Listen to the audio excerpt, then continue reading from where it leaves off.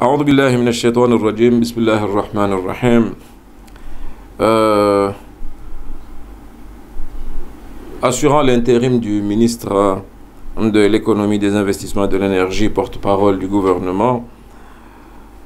j'ai l'honneur de faire le compte-rendu du Conseil des ministres de ce mercredi 11 septembre 2019 sous la présidence de son Excellence le Président de l'Union des Comores, M. Azali Assoumani. À l'ordre du jour, un certain nombre de points ont été discutés, notamment en ce qui concerne la rentrée scolaire. Le ministre de l'Éducation a fait part au Conseil des ministres des démarches entreprises et des préparatifs pour cette rentrée prévue pour les enseignants le 16 septembre prochain et pour les élèves à tous les niveaux, c'est-à-dire primaire, collège et lycée, à partir du 19 septembre prochain. Le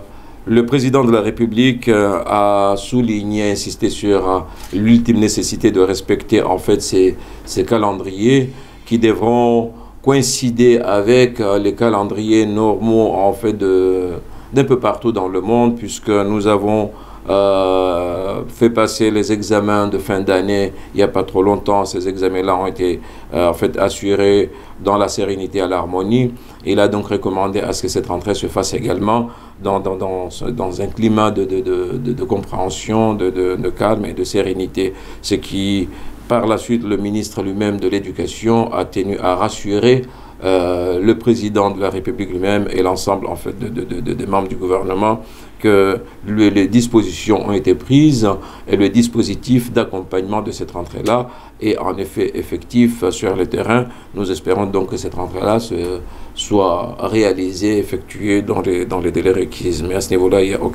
aucun souci à se faire, selon le ministre lui-même, et des discussions que l'on a eues au sein du Conseil lui-même. L'assurance est donnée et nous attendons donc, Inch'Allah, à partir du 16, que la rentrée soit effectuée.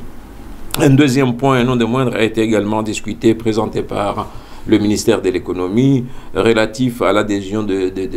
l'Union des Comores à la zone de libre-échange commerciale africaine, qui a été effective à partir du mois de mars dernier, mais à travers laquelle il reste encore au pays, comme bon nombre de pays africains, à ratifier à ratifier cet accord-là. L'objet de cette note du ministère de l'économie portait sur l'organisation d'un atelier vers la fin de ce mois de septembre, précisément du 25 au 27 septembre, lequel atelier va s'atteler sur un certain nombre de points, sur d'abord les retombées,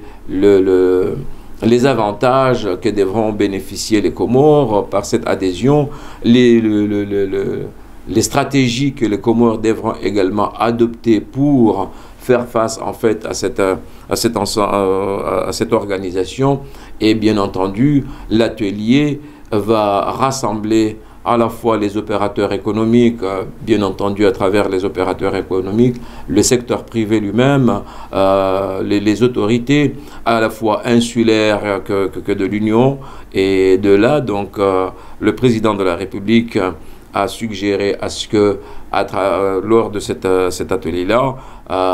qu'il soit présent pour encore donner plus d'importance à cette démarche. C'est dire que, bien entendu, l'initiative a été prise lors d'un sommet tenu en Côte d'Ivoire l'année dernière, et dans lequel, bien entendu, le président a manifesté l'intérêt de voir notre pays adhérer à cette organisation, comme cela a été fait également dans d'autres organisations régionales telles que la SADC, le COMESA ou encore la Commission de l'océan Indien. Cette dynamique-là d'adhésion en fait à